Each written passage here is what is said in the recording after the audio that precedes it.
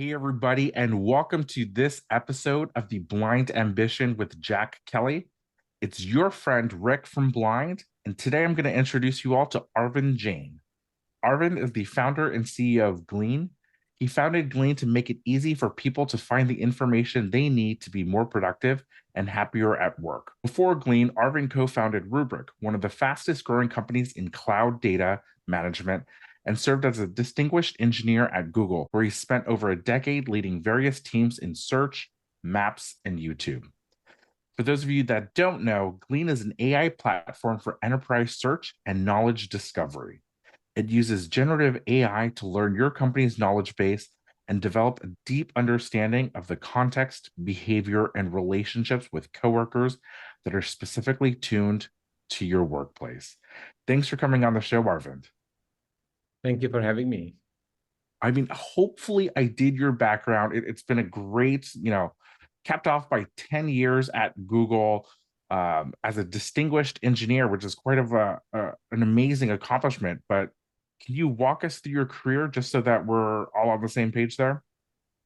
Yeah. So right now, I'm the founder and CEO of Glean. Glean is the company that we started about 5 years back, early 2019. And as you mentioned, it's think of it like Google or ChatGPT, but inside your company. Before starting Glean, I was doing another startup which we had started in 2014 called Rubrik. Rubrik is also an enterprise software company. And before that, I was at Google for over a decade, starting with when it was a privately held company. And I worked on search for a long time as part of that job at Google. And before Google, I was actually part of a couple other startups as a founding team member and early employee at Riverbed Technology and Akamai. Both of these are also large public companies now, and that's where it is. I started my journey about 25 years ago. That's certainly a great run. In what made you decide after working at some of these Google, obviously very large organization, to put together Glean? Yeah, I mean, like the motivation for Glean came to me when I was doing my previous startup, Rubrik. We were actually quite fortunate at Rubrik to find the right problem, the right business, that allowed us to actually quickly scale our company. And within 4 years, we were more than 1,000 people in the company. But with that growth, we also experienced difficulties. We were feeling like we're not able to move as fast. People are not as productive as they used to be. We actually do a pulse survey every 6 months, and try to learn from people, like what's in their way of doing great work. And the top complaint that we would actually get in our pulse surveys from people was employees saying that I don't feel enabled. I don't know actually where to go and look for things, find the information that I need to do my job. I also don't know who to go and ask for help when I need help. And it was not surprising because, I was feeling the same way, as one of the founders of the company. Whenever I needed something, it was like big issue. Like, I didn't know where to go and, start. Luckily for me, like I had an assistant like who would actually do the work for me. But it was a problem that, like, I think, every company faces. We were facing it, in an even bigger way because, we were built in this modern SaaS, era, and our company knowledge was spread across like hundreds of different systems, and it was really hard to like find out information lives where. So there was a problem at hand. I'm a search engineer by training. So first I said, oh, you know what, if it's hard to find things, go and buy a search engine, put it inside your company. That's going to help make it easy. And I realized, in that exercise that there was no product in the market that were actually making it easy for employees to find information. There's no search engine that we could buy for our employees. So that's sort of what led to the creation of Glean. It makes a lot of sense because, let's say from my perspective, I run a small compared to your shop, and it's always a hassle when you're trying to find documents. In my instance, it's like recruiting. So where's the placement agreement for this? Where's the contract for that? And then who has it? Who did it? And it takes so much time to track it down, and it's so frustrating. So what you're doing is making it easier for companies to pull it all in one place together, so you don't have that aggravation. Like, where's this document? Where's that document? Is that kind of that? Exactly. Yeah. And then how does it play out? Is it a combination of both downloading information into Glean, but then also tapping into kind of, the internet, like ChatGPT and the others, to pull in things pull in data from everywhere? Is that happens too? Yeah. So primarily for Glean, our value is in helping you sort out data that lives within your company. So that's the first thing we would do. Like, if you come and ask a question, we will look for, is there, some document or, some piece of knowledge within your company that can actually answer your question. And if so, we'll actually present that back to you. But sometimes, your questions are general, like the answer actually is on the internet, not really inside your company. So we'll actually help pull that information too. And that makes a lot of sense to me, right? Because I find that if, based on my limited knowledge of AI, but if you train your like large language model or your AI on kind of a walled garden or a specific set of data, it can likely be more accurate, right? Are you seeing kind of the benefits of that, or is it some kind of other benefit entirely in terms of your technology and your underlying search? Yeah, so that's a really good question. AI models are somewhat predictable, and sometimes they can make a mistake too, as you've seen. Like, people talk about hallucinations all the time, and so there are techniques. So one of those techniques is exactly what you said. That is, you can actually ground your AI model to a specific set of knowledge. So basically, what you're telling the AI model is, don't work on like all of the world's information, work on only these small set of documents for me. So if I come and ask a question, read only these documents and try to see if you can extract an answer from it. Otherwise, just tell me that you don't have the answer. So there are ways to sort of prompt these models to behave. And that's exactly what we do. Whenever a user comes and asks a question, first we will use our core search technology to actually assemble what we think are the most relevant documents, which are fresh and up to date, and I potentially can answer this question. So we don't know the answer yet, but we're sort of assembling a set of documents that we think, contain the answer. And then we'll actually have the AI work on only that set of documents, and have AI sort of generate the answer using that knowledge. And that allows you to actually make the AI technology more accurate, robust, and hopefully not make things up. But before you do that, there can always be issues. So the other thing that we do with Glean is that any line of text that AI generates, always fact check it with our own internal company knowledge. And so that's a way to sort of ultimately deliver an experience, that people can feel confident in. Did you bring any of your experience from Google into kind of solving search at the company level? Yeah, absolutely. So first, I think everybody, like including me myself, suffering from this issue of like cannot find anything ever. Like when at Google, that was actually a big joke that we were helping everybody in the world find answers to their questions, but we're not helping ourselves internally. Like we couldn't find anything inside the company. I think the problem is obvious. I think it was a matter of somebody wanting to solve it, and so we chose to solve it. But then in terms of like how you build a product, it's a hard problem. Like search is very, very hard because like magic, like, your expectation today with Google is that you can go there and ask any question, and you expect Google to sift through like 10 billion documents on the internet and pick the right answer and give it back to you in like less than 1 second.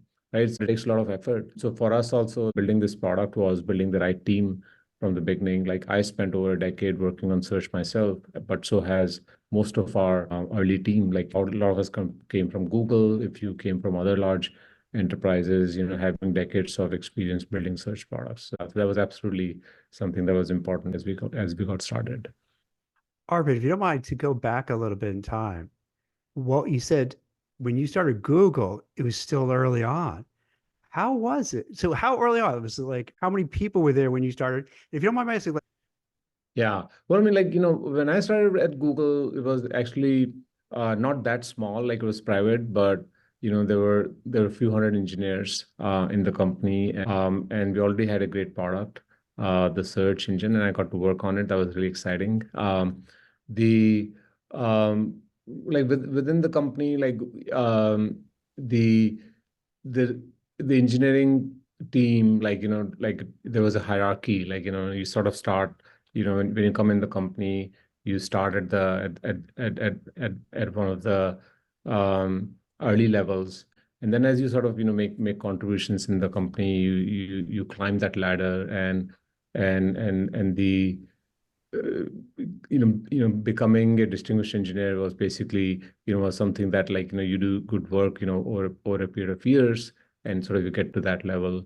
Um, the like, yeah, I guess in terms of, like, maybe putting things in context, I think less than 1% of the engineers would actually get to that level in the company. Now, is it also where, as you're saying here, you're still an individual contributor, so you're going a path instead of like managing a whole team. You have the knowledge to be an awesome software engineer. So like, hey, that's what I do best, so I'm going to do it. And that's a separate track than people who might say, hey, at this point, I'm going to be a manager and manage more people. That's right. So, and that was one of the really good things about Google, was they actually created these two paths.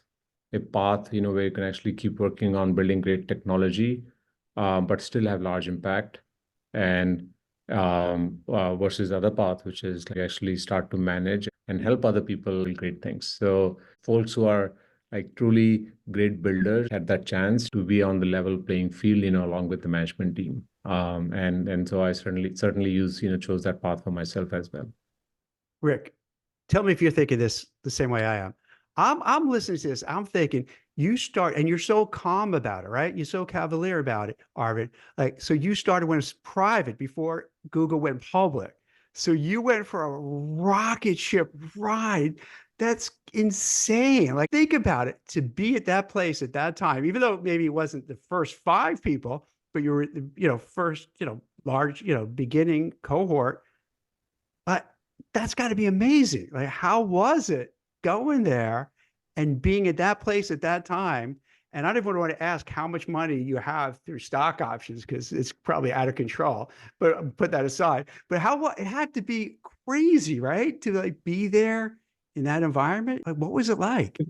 It was incredible for Yeah. me. Without a doubt, I think I would say it was the best job that I had, at the time.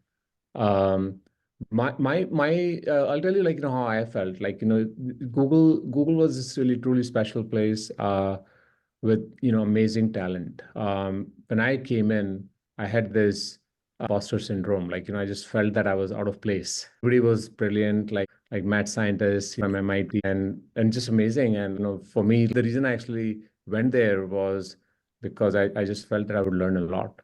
And so for a while, it was like that. It was very uncomfortable, just trying to prove my place in the company. But it was also, very different. Like, like, so there are two big distinct things, at Google. One, that engineers were the king, at the company, and I'd never seen it before.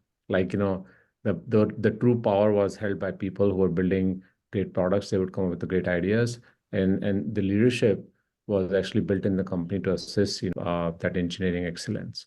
So that was actually, so as an engineer, you felt really good, really, powerful, and, felt that you had the agency to, to do big things. And second was incredible, like, the innovation, like just the way the company, thought and did things. There was never, um, it was sort of like uncapped ambition in some sense. For example, one fine day, the company decides that, we're going to actually map the entire world. We're going to send, Let's just map the world today. Like, yeah. Like, that's what Rick and I say every day, right? Like, we'll just map the whole world. Easy to, yeah. That's right. Yeah, like, like have satellites, and take the imagery of the entire world, and then send a fleet of cars everywhere in every single country, and just gonna map every single inch of the earth.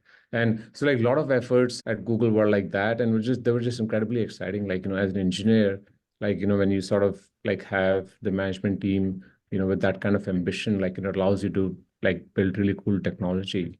So it sort of felt like, that amazing playground, and I absolutely loved it. So it's wild. So like on one level, you're saying, and I really respect the fact that you're very humble in terms of the way you're describing it, very honest, saying that you felt a little bit imposter syndrome because you look around and everybody's a genius, everyone's brilliant. So you have to overcome that. But then also by being, you're saying being an engineer and a distinguished engineer, you have that swagger to know that you're, like you said, the king, which is has to be a good feeling too, knowing that everybody's looking up to you and others like you to make this happen. That has to be pretty awesome feeling, right? Yeah, absolutely. I loved it. And of course you had to earn it. So like, when I came in, like I came in as an engineer with no designation, and you had to sort of grow into it. But the company always made engineers feel like they could do great things. So I thank, Google for whatever success I've had in my career.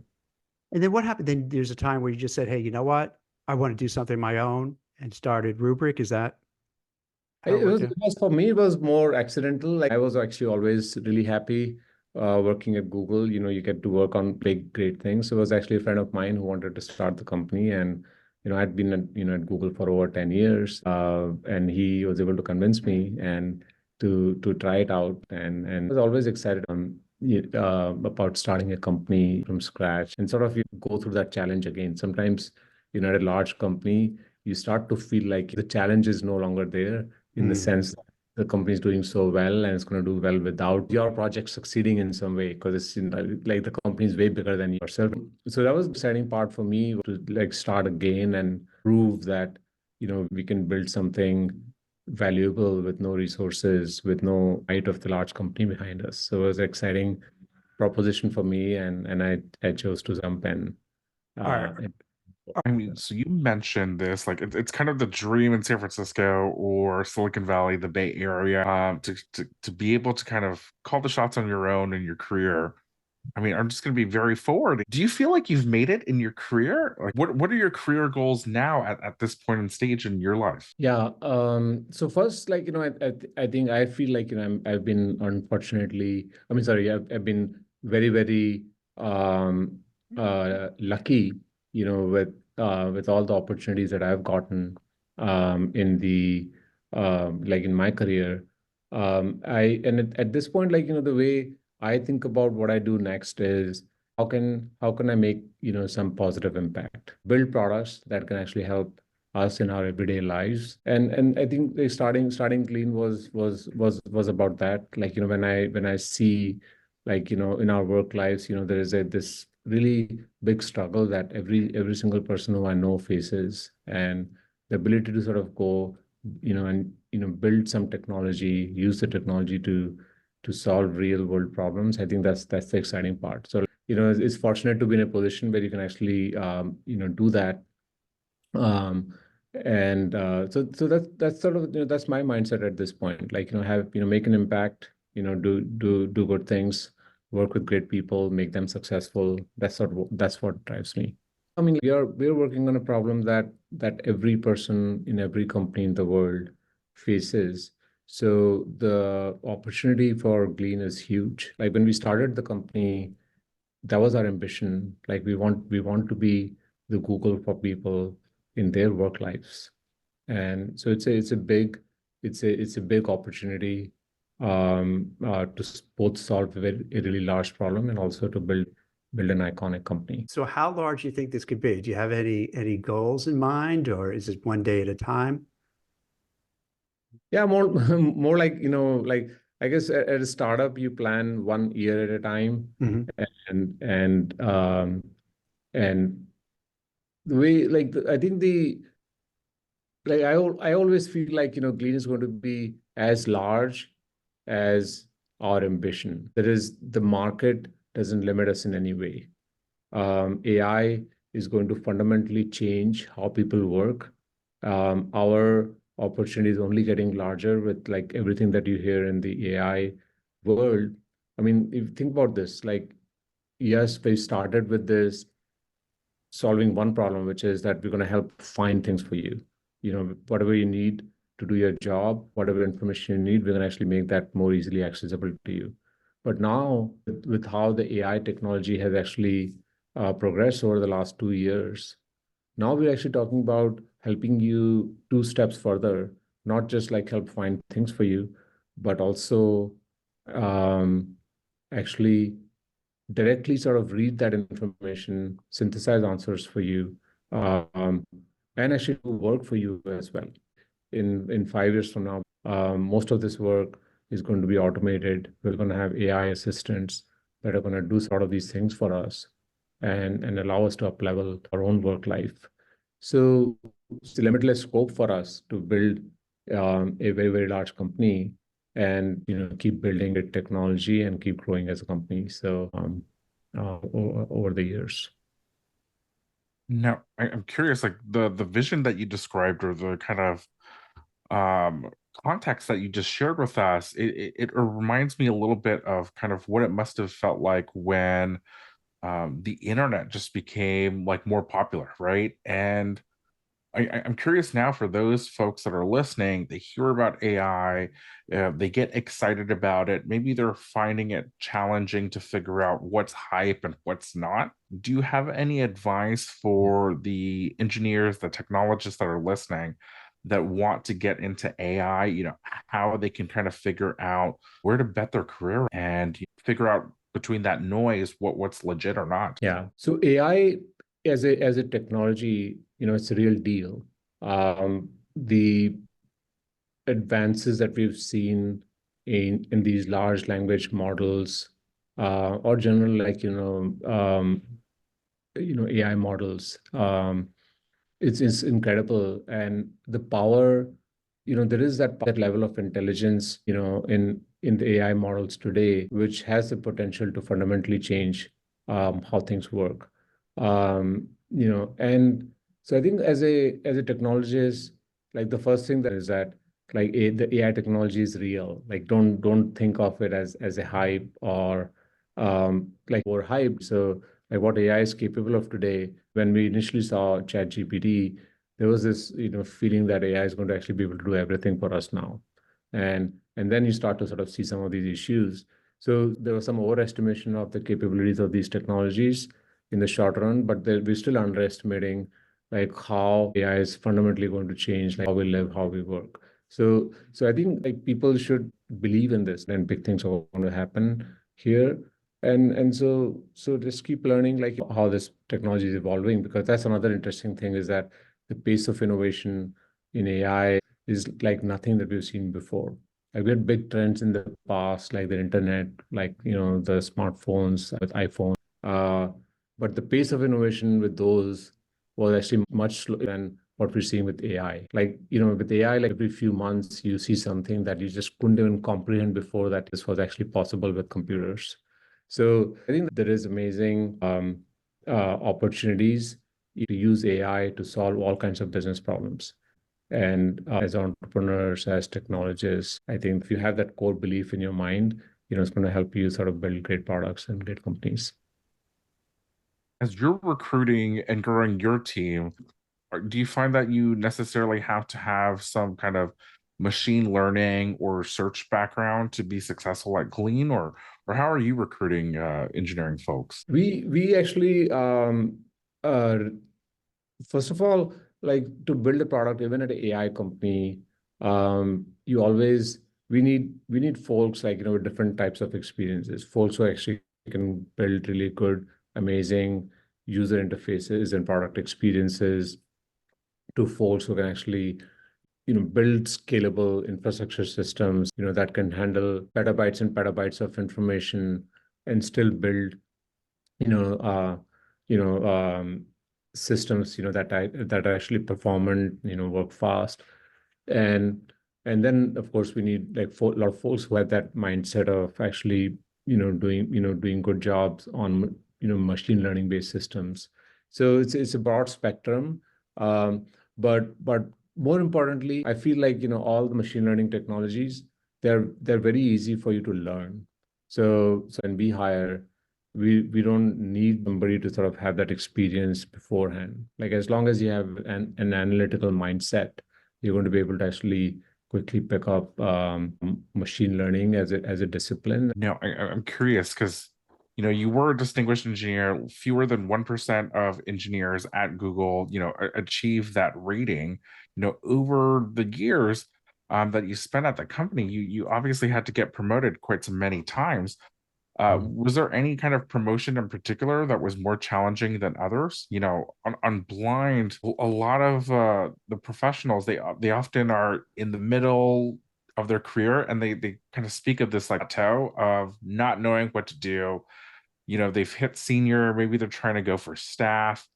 Maybe they're trying to debate whether they want to go on the IC versus management route. Do you have any advice for those folks there? Well, first, like, as an engineer, I would say that the best mindset, to have is where you try to innovate, you try to like just do good work, build, like, solve real problems.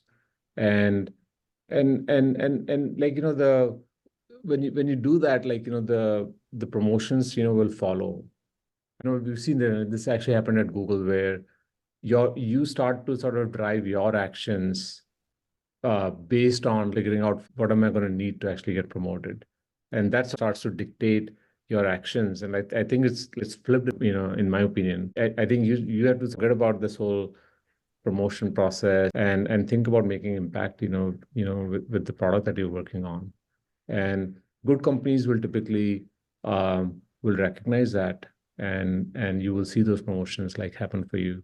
So that's one thing that I would tell people is to focus on innovation, focus on building great products. And then the second thing, like, in terms of like, should I move to the management track, because that's what's actually going to help me grow in levels and get paid more, versus should I stay on the technical track? I think there are two options. Like, I'm sort of saying from a more idealistic mindset. You do what you like more, because you're probably going to succeed more with with that. Like, if you try to do things which you're not good at, or something that you don't really enjoy, then at some point you're going to give up, and it'll sort of limit you, and and plateau you in that sense.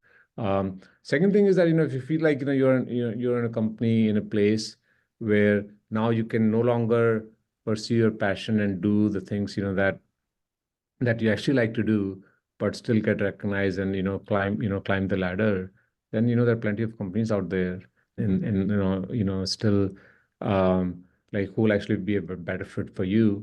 For example, as an engineer, if you feel like you're reaching a ceiling in Google, there are so many other great startups looking for the experience you have, and at startups they value engineering a lot more, because we need to build things. We don't have that many people that you need to manage. So I think that's another path for people, like, who want to like make an impact. Like, I think you go to a smaller company, you'll have that chance more. Speaking of startups, Arvind, let's say like people who are on the Blind, platform, and others who are maybe software engineers, product managers, what have you, and they're thinking of maybe trying the entrepreneurial route. Are there anything you would recommend to people? Any suggestions for them? Yeah. Like, my suggestion always for people, when they're trying to think about ideas or startups, that they want to start, what I tell people is, try to like, just, see from your own experience, like what you've done in the past. You've like, you probably found a bunch of things, that have been annoying to you, like, in terms of maybe how technology works, or like, things that made your, work harder, more difficult, things, where you spend a lot of times, doing things that you didn't want to do. So if you can actually like go back and think about your own experiences, and see if I can actually, solve that problem in a way that nobody has been able to solve before. And if you follow that path, often leads to sort of more conviction that you will have in your own ideas, and help you start a company. So, but my advice to you as a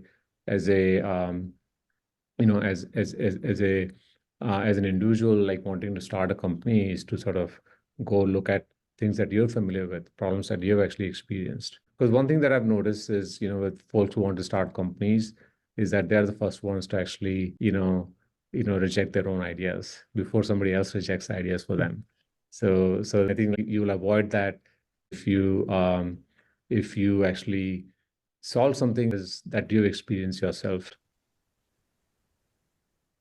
Yeah, that makes a lot of sense. There's this investor, Peter Lynch, back in the day, really renowned, and his investment thesis was always find a company that you understand. So his office was next to an Oban Pan, and he would go and eat lunch there, and he would look around, and it was crowded, and then he did his homework and saw, oh my gosh, this franchise is growing leaps and bounds, and he would invest in it.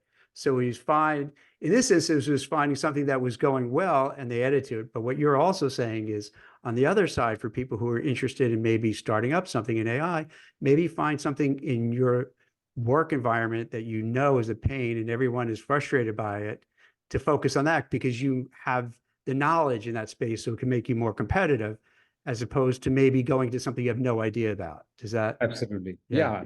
And also not just make you more competitive, but it'll actually also make you have that fundamental belief in it. Like oftentimes, like you won't do a startup because you lose faith in your own ideas. Mhm. So that's another part. Like, that's the other thing that it helps with.